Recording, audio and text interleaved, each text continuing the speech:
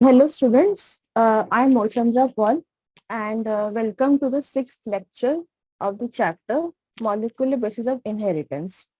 So, in the previous class, we discussed what is genetic code, okay, and why genetic code is needed, and also we saw uh, what is point mutation and frame shift mutation using example like how each of these type of mutation changes the meaning of that particular sentence into something else, right? So at the DNA level, it happens, and then it gets transcribed or translated to form a protein or an mRNA whose function is gets altered. So then we also talked about what are tRNA molecules and discovered that it has the role of being an adapter, right?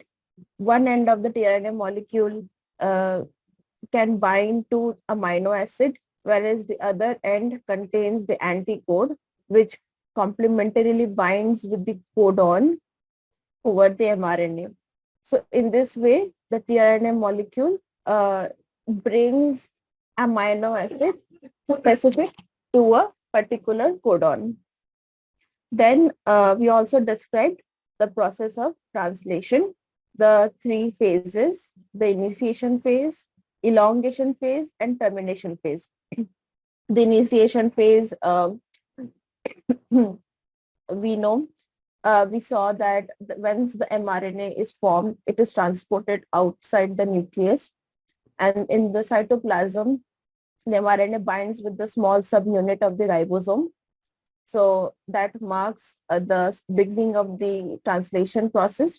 Also at this stage, the initiator tRNA molecule, which is having the anticodon for AUG and also carries the amino acid methionine, it comes and binds with the start codon on the mRNA.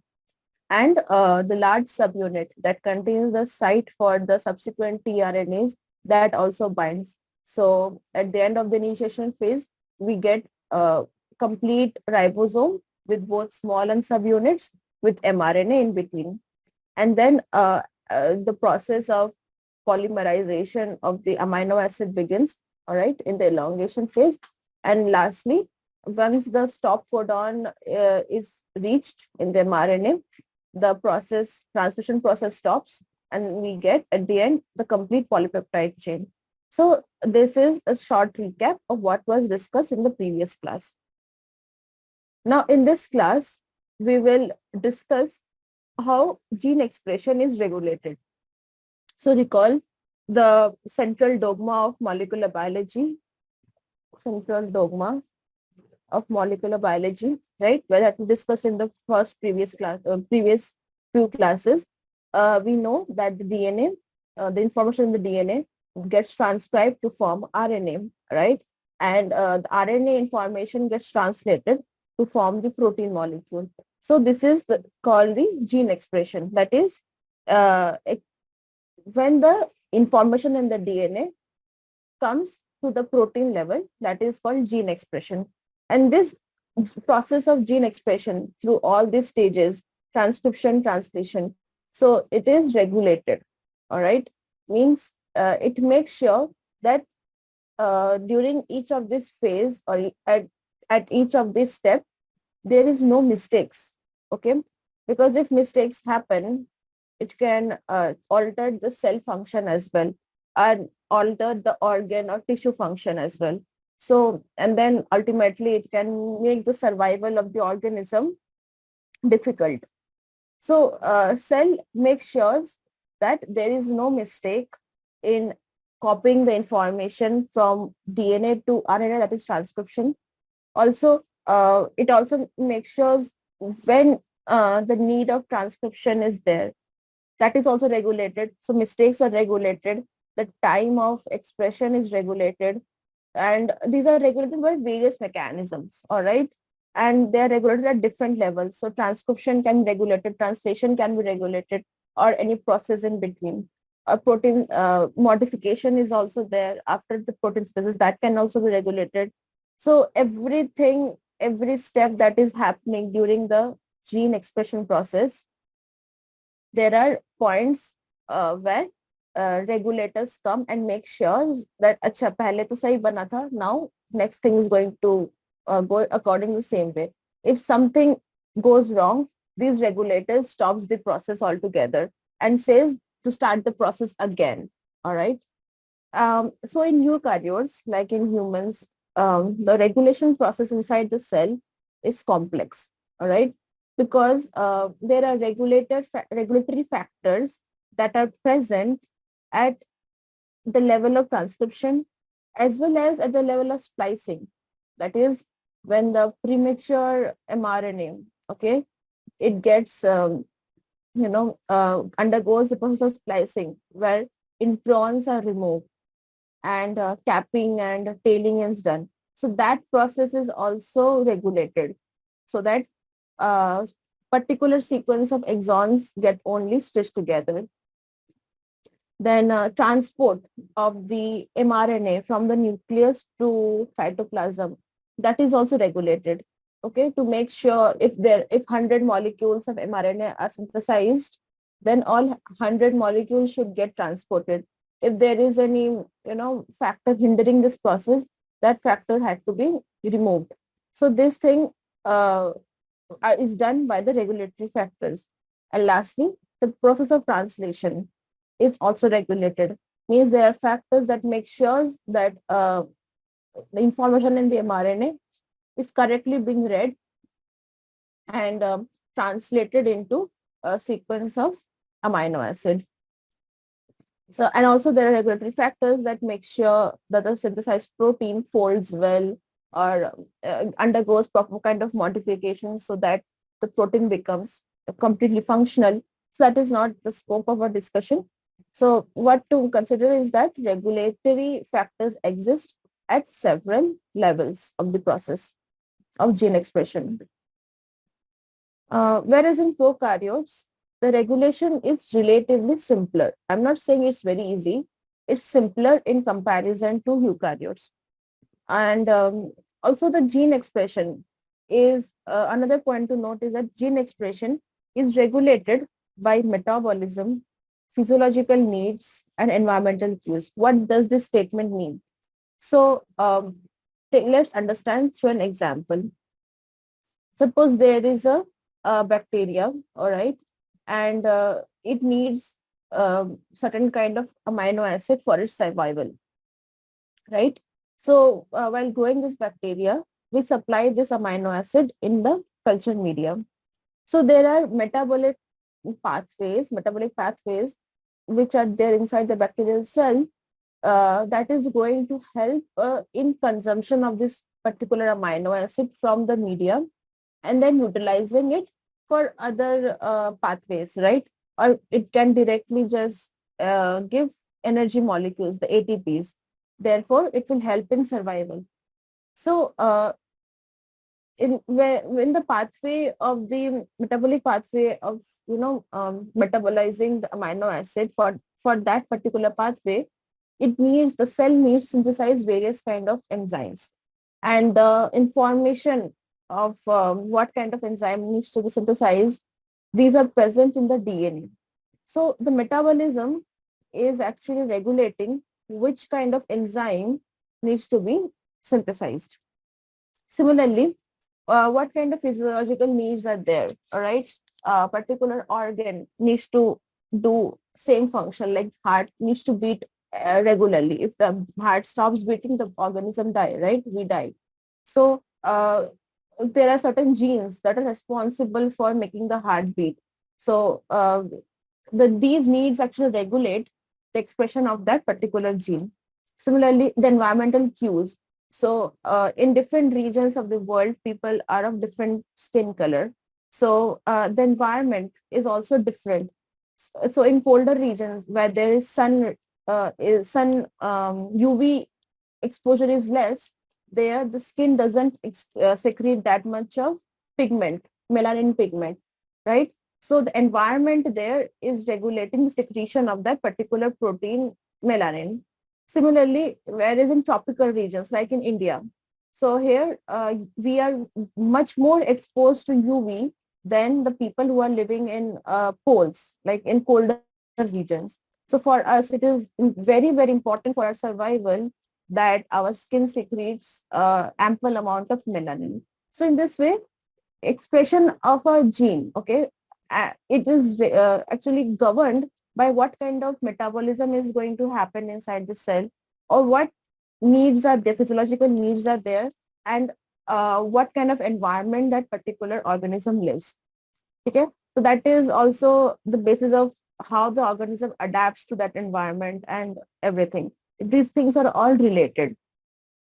Now, in order to understand how gene expression is regulated, we would take one example. Okay, so as I already told you that in prokaryotes, for example, bacteria, understanding the regulation of gene expression is going to be easy because regulation system is simpler. So we'll consider regulatory system in bacteria, actually E. coli, that is called lac operon. Okay, so what is lac operon? I'll describe in step-by-step manner. So in prokaryotes, like bacteria, etc., main regulation of gene expression happens, like predominant regulation of gene expression happens at the transcription level. So the cell machinery is much concerned how or what kind of mRNA gets produced. All right. So there are factors. So there are more number of regulatory factors involved to make sure the correct type of mRNA gets produced during transcription. Whereas the factors that is going to regulate the further protein synthesis, those are in the cell, there are less number of factors, right? There are factors, but relatively there are less. So in E. coli, lac operon was first described by Jacob and Monod, right? In the literature, it was published by Jacob and Monod. In E. coli, lac operon was found. So how does it work? So lac actually stands for sugar, that is lactose, stands for the sugar lactose. So this operon system actually helps in the metabolism of the sugar lactose. How? So this sugar lactose, when it is present to the cell, to the bacterial cell, it gets broken down, or it gets hydrolyzed by the enzyme beta galactosidase into two monomers or monosaccharides, that is glucose and galactose. So for doing this particular reaction, the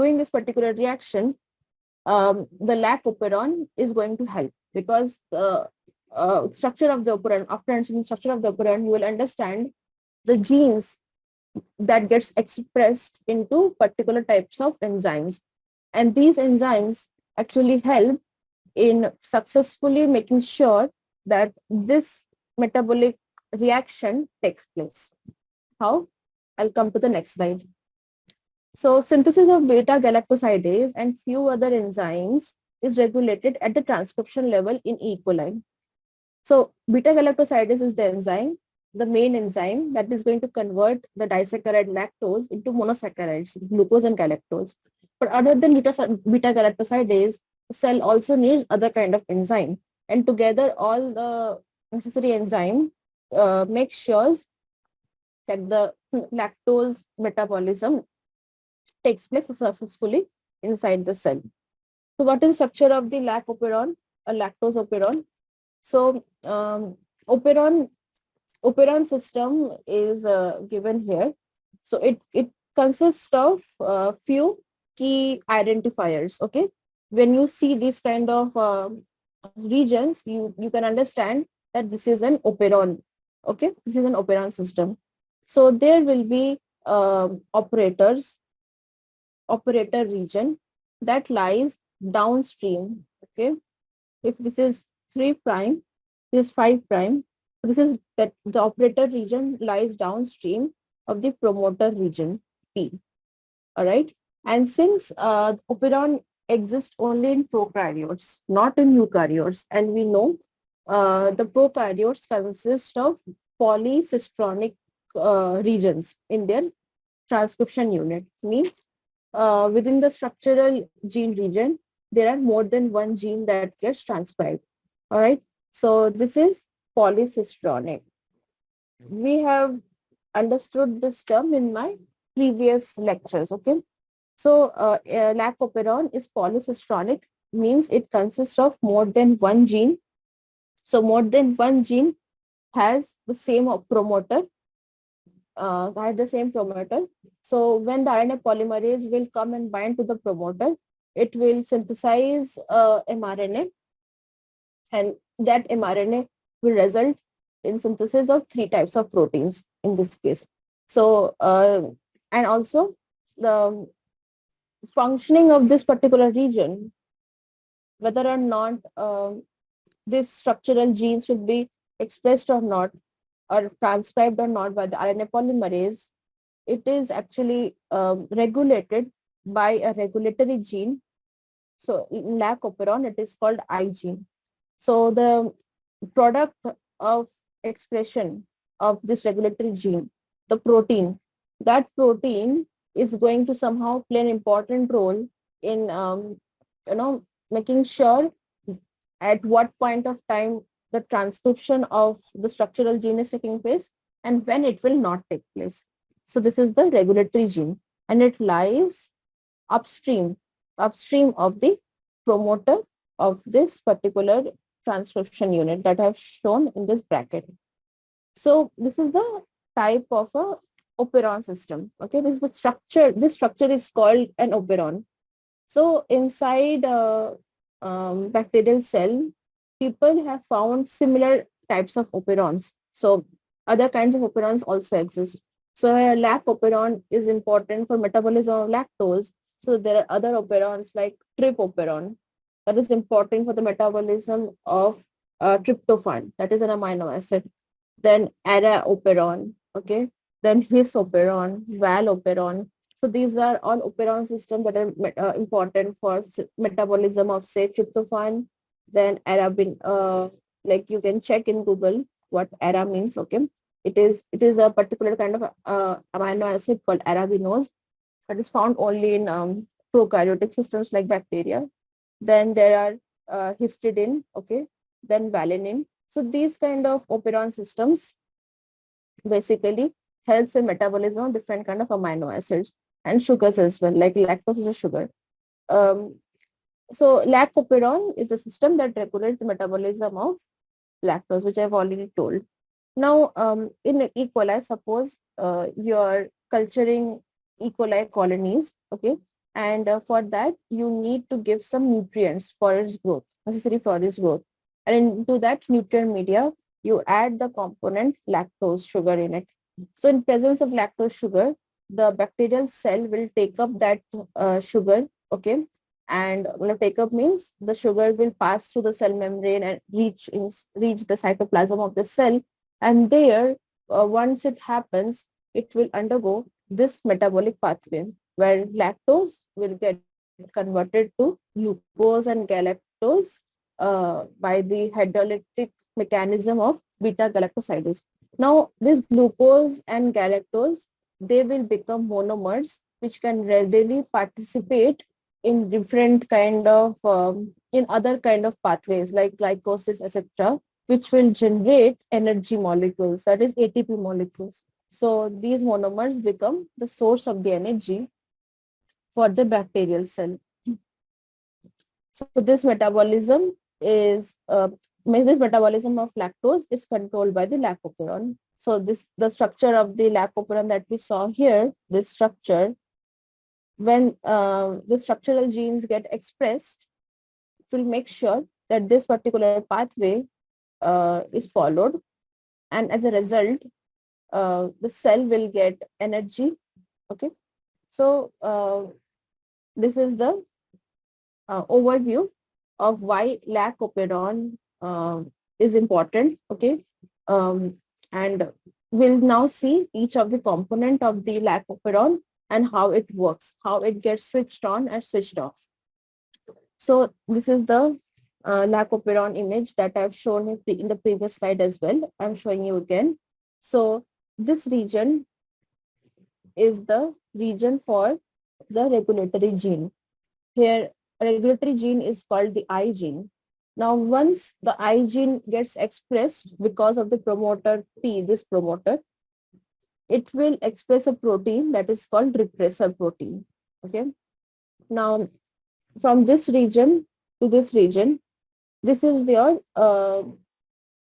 region of interest for, when you're talking in terms of the metabolism of lactose. So this region also has its own promoter. All right. And there is an operator region that is not, that we don't see in eukaryotic systems. Okay. So this operator actually is the unique point of the operon system. We'll see why it is unique, and also it plays a very important role. Okay. Why it is important, I'll explain a little later. Then downstream of the operator, there is three structural genes, Z, Y, and A. So the Z gene, it codes for the enzyme beta galactosidase. So when this gene gets expressed, it will form the enzyme beta galactosidase. And we know beta galactosidase is actually the main enzyme that is going to catalyze the conversion of lactose to glucose and galactose. Then there is Y gene. Now this gene codes for the enzyme permease. So because of this permease gene, what happens is that the cell membrane becomes slightly more permeable, means it makes the passage of lactose in the media easy, uh, that is what permeable means. It means the cell membrane, the pores in the cell membrane, or the transporter, if there is any transporter, that becomes active, so it can now easily allow the movement of lactose in the media, nutrient media, into the cytoplasm. So that is why permease is also a very important enzyme for the metabolism of lactose. If permease were not there, the lactose couldn't enter the cell. So if lactose couldn't enter the cell, the enzyme beta galactosidase cannot act on it to make glucose and galactose. And there is another enzyme, that another gene called A gene, and it expresses the enzyme transacetylase. So now all the three enzymes are needed for the metabolism of lactose. And lactose itself is called the inducer. Okay. Why? Because it induces, okay, it triggers when the lac-operon should be on and when it should be off. It regulates the switching on and off of the operon. Okay. So it triggers. So how it triggers? Now I'll come to the mechanism of how lac-operon works inside E. coli. So when lactose is absent, the lac-operon is in off state. It is in inactive state, off state or inactive state. So here, when RNA polymerase binds to this promoter and transcribes the I gene, okay, so we get an mRNA. And when this mRNA gets translated, it forms the protein called repressor protein. Now this repressor protein, what it does, it goes and binds with the operator region, okay, it and thus blocks the operator.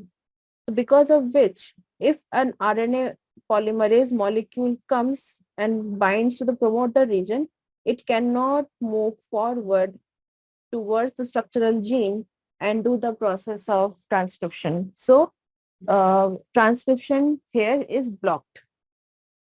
So this is the off state when the repressor protein have blocked the operator region. Now, when lactose is present, the operon is in on state, okay, or in active state.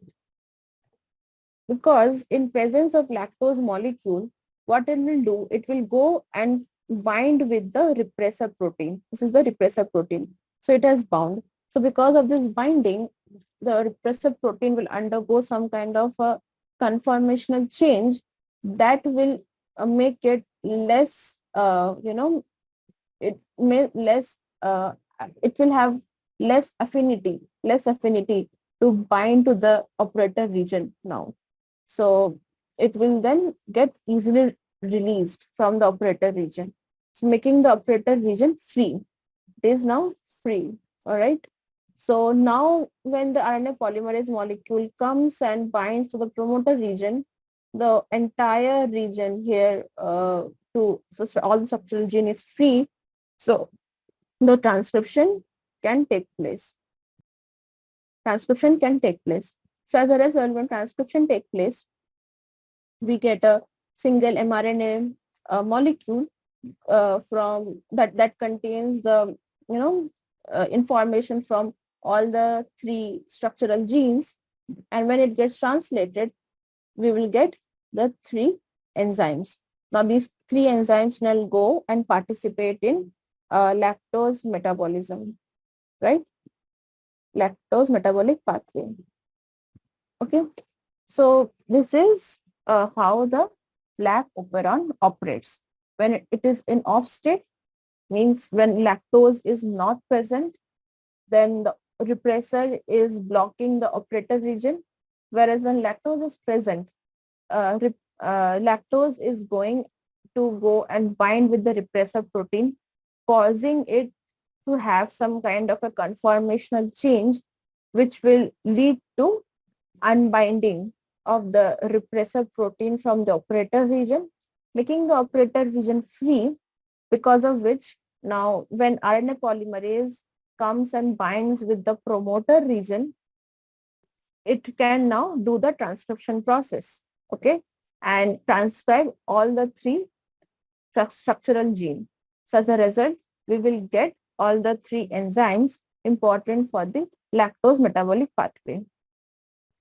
Now, few things to note is at all times, like when the lac operon is in off state, when you assume the lac operon to be in off state because um, lactose is not present, okay? So even if lactose is not present at all times, that is what at all time means. So even if lactose is not present, lac operon is still expressed at very low levels, okay? Why? Because we need some amount of permease enzyme to be present inside the cell. Because if permease is not there initially, it will not allow or it will not make the cell membrane more permeable to the lactose molecule. Okay, that means it will, if permease were not present, the lactose molecule cannot enter the bacterial cell easily. So that is why lac operon should be expressed or is generally expressed at very low levels, even if lactose is not present. Now, repressor protein is also synthesized at all times. So when lactose is not present, the role of repressor protein is to go ahead and block the operator, okay, and stop or prevent the transcription process to happen. So it is doing a good job. Think about it, because you may think here why it is blocking. There is no need. So if it were not blocked, the RNA polymerase would think that this particular region is free for transcription, and it will unnecessarily use the cell's precious energy to make RNA molecules which are not needed at that particular point of time. These RNA molecules need to be transcribed only when we need the proteins, we need the enzymes, and these enzymes are only needed when the lactose is there with the cell to be metabolized. So that is why repressor proteins is synthesized at all times. Now lactose, that is the substrate here to which an enzyme beta galactosidase is going to bind, right? Lactose is substrate, beta galactosidase is going to bind and form the products, that is glucose and galactose. So if you observe, if you understand, if you have understood lac operon till now, you can easily relate to the statement that lactose actually regulates the synthesis of enzymes, okay, needed for its own metabolism. So lactose is itself asking the machinery to synthesize the enzymes, because now I'm here and I need to be processed. Okay. So when lactose is not there, the enzymes also is like, if you're not here, why would I get expressed? So in this way, the substrate is regulating the synthesis of enzymes. So that's all about the regulation of gene expression, where we discussed about the mechanism of how lacoperon works. Now moving on to the next topic, that is Human Genome Project. So what is Human Genome Project? It was the project done with the goal of completely identifying the DNA sequence of the human genome, the whole human genome I'm talking about. The human genome, the N, haploid human genome consists of 3.3 × 10⁹ base, is right? So the Human Genome Project was started in order to identify what is the sequence of these billion bases. Okay. And through this Human Genome Project, people also wanted to understand what actually contributes to uniqueness of a particular individual. Okay. And since they knew whatever the factors that makes a particular individual unique, it should lie in his DNA. That's why DNA was thought that it is the first step to identify this. We need to first sequence the entire genome. So with this goals in mind, Human Genome Project was launched in 1990, okay? And it was called a mega project. And why it is called mega project? Because it was very ambitious project at that point of time when technology was just starting to develop, and it was very much unimaginable to people at that time. Also, it came with its own challenges. Like at that time, the approximate cost of sequencing was $3 per base pair. Okay, so if you want to know what is one base pair, whether it is A or T or G, okay, you have to pay three US dollars.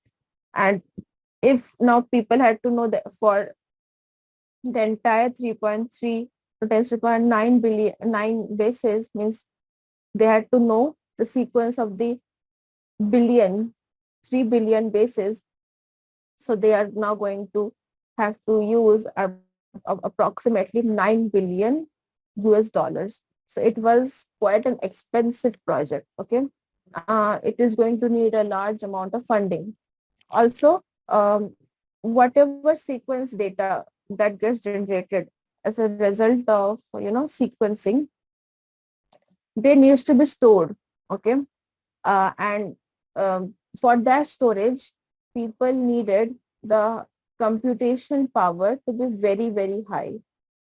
So and because of this challenges, they actually led to the development of the field of bioinformatics, which is a new field in biology that solely relies on unifying the principles of computer science and biology. So this project is also the reason why bioinformatics develop. Now, need is the mother of invention. So if you apply here, the challenge was to store a large amount of data. So for doing that, people developed the tools needed tools, okay, and also used high computation power, and thus developed the field of bioinformatics. So what were the goals of this Human Genome Project? As I already told, that they wanted to determine what is the sequence of the human genome.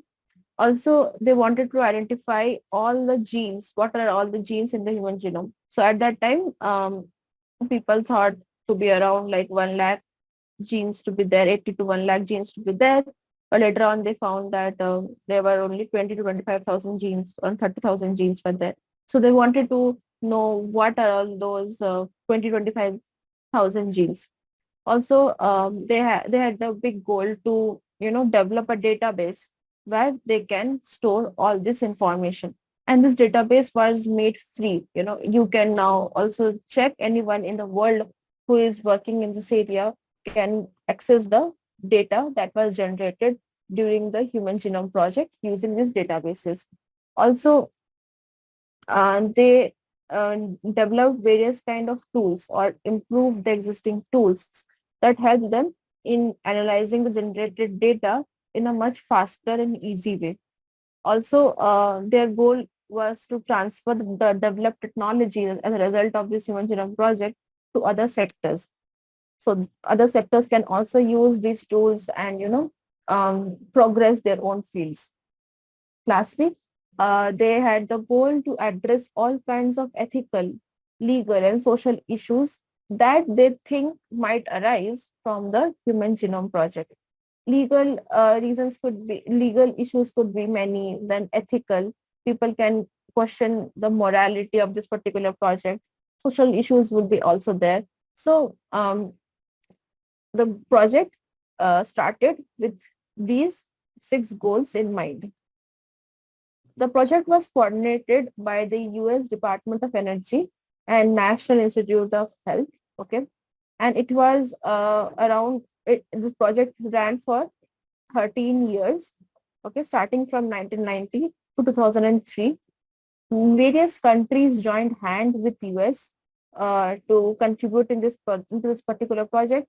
To name a few, there was UK, Japan, France, Germany, China. So the scientists from all these countries, they came to US and worked with US scientists and made this project a huge success.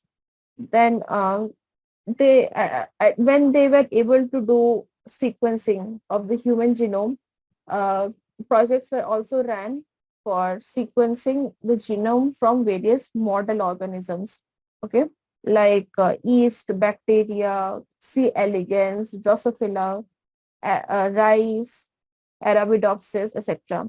Okay, so now almost all known organisms like dog, fish, rabbit, chick. So we can find the sequence of their genomes easily in free databases.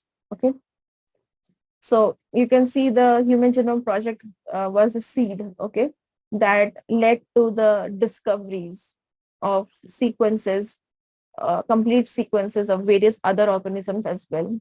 It acted as a seed. Now, how did they actually sequence the human genome? What method did they opt for? So they followed two methods. So one group of people, so scientists, there were like thousands of scientists working together. So they divided themselves into two groups. One group of scientists started with the method of using ESTs, expression sequence tags. Means they only looked at the genes that are expressed as RNAs. Okay, that are expressed as RNAs means they only look at sequencing the coding regions that gets expressed into RNAs. And another group, they took a blind approach, means they started analysis of both the coding regions as well as the non-coding regions. Means the regions which gets expressed and the regions which do not get expressed.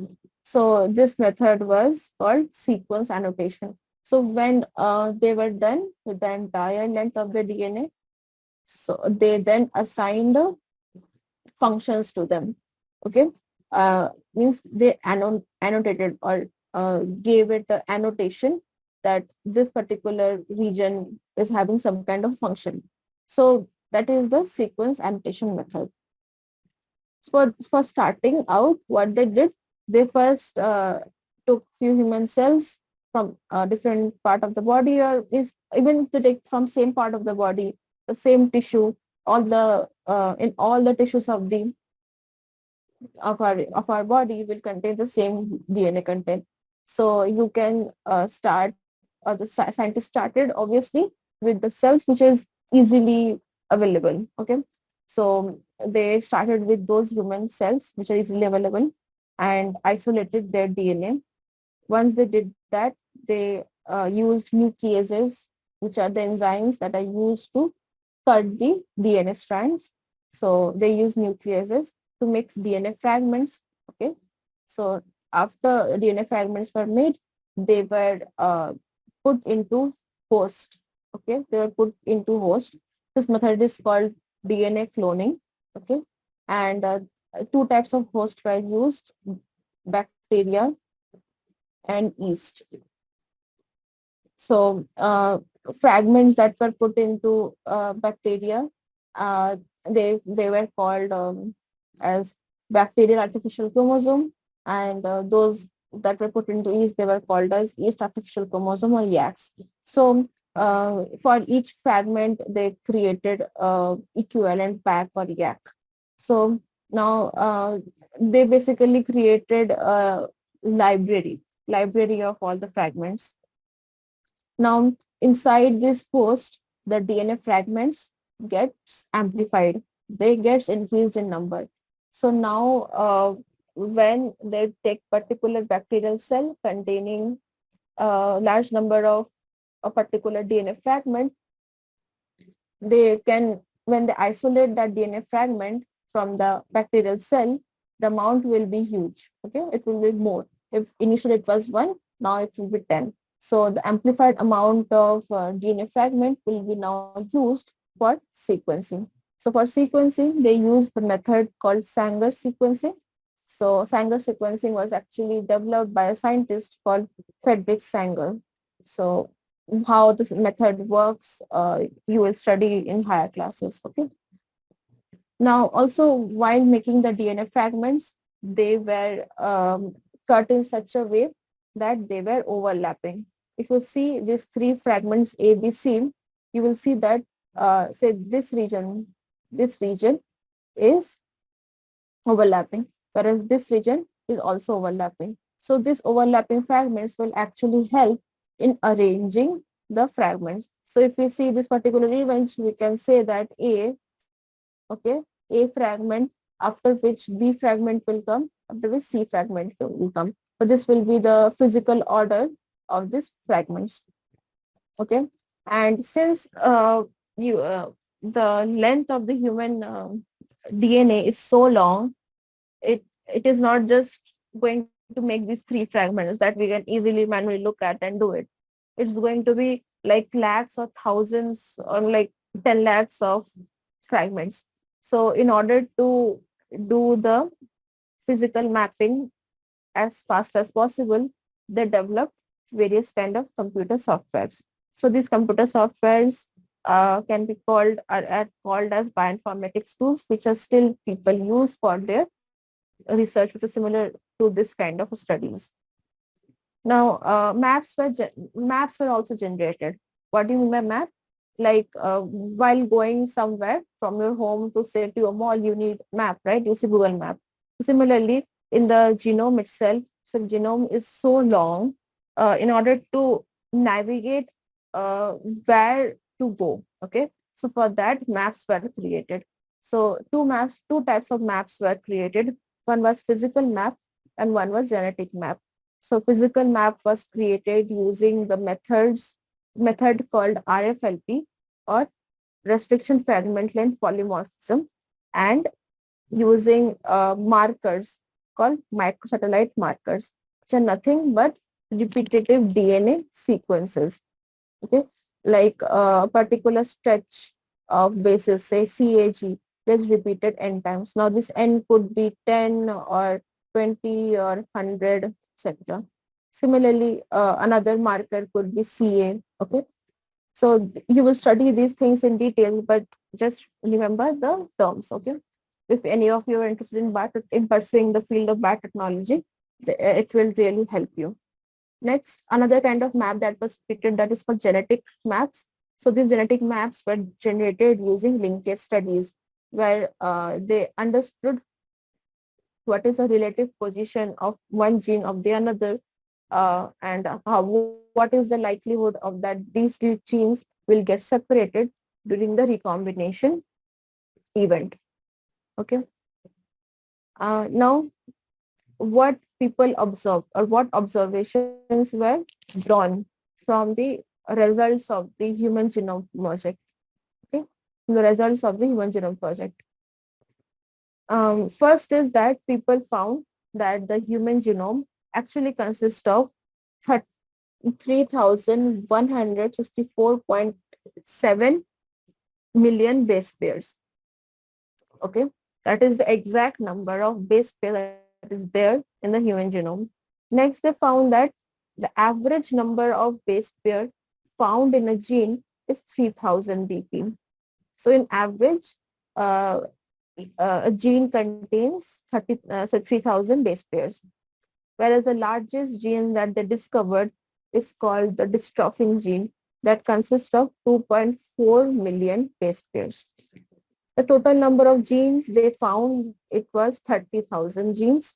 Okay, and almost all people in the all people means almost all people in the world, they have around 99.9% base pairs similar.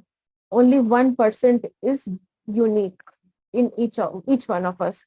Whereas 99.9% genetic information is same in everyone. They also find that. So that 1% uniqueness in our gene is actually what is making you and your friend different. Also, they found that 50% of the discovered genes is unknown. Their functions is unknown. So 50% means at that time people still didn't knew what role does rest 15% of the genes play in our body, right? In our cell. So that is a problem, research problem for the next generation of scientists to take up, and many people are still doing it, such kind of research. So more and more data on the functions of various kind of known functions, genes with unknown functions, their functions are being discovered as we are, m- moving forward in time. Technology is also advancing, so it is really helping a lot in uncoding this information. Also, people found that only 2% or less than that of our genome codes for protein. The rest 98% of the genome is non-coding. Okay, only 2% or less than 2% of the genome is consist of coding regions or consist of um genes that actually codes for proteins. And majority of the genome consists of repeated sequences, like Mouchandra, just now I told you. And these repeated sequences, they are quite repeated sequences means, if I again repeat, so like CA is a combination of two bases. Now they it can get repeated say 100 times. This is a repeated sequence. So what people observe that these sequences are quite long, okay, and they can be repeated 100 to 1,000 times at a stretch, and they are not expressed, means they are non-coding regions, but they play important role when we look at chromosomal structure, the dynamics, and the evolution in general. So people also are working in this area to find out what role does these repeated sequence play. Okay, do they have any function? And they are linking their function or their role to different kind of metabolic pathways, etc. Also, they found the chromosome 1, which is the largest chromosome. It has 20, maximum number of genes, that is consist of 22,968 genes, whereas the smallest chromosome is the Y chromosome, and it only consists of 231 genes. And there are something called SNPs, or in short SNPs, that stands for single nucleotide polymorphism, where only a one base pair is changed. Okay, change in one base pair. So these kind of base changes, right? There are around 1.4 million such SNPs present in the entire genome. So these SNPs play a very important role in identifying various kind of disorders, etc. Okay? Also in various other applications. So that these are the observations that people drew from the Human Genome Project. Now in the next class, we will talk about DNA fingerprinting, okay, as well as we'll look into few practice problems related to the all the topics that we have covered in this particular chapter. Thank you for joining.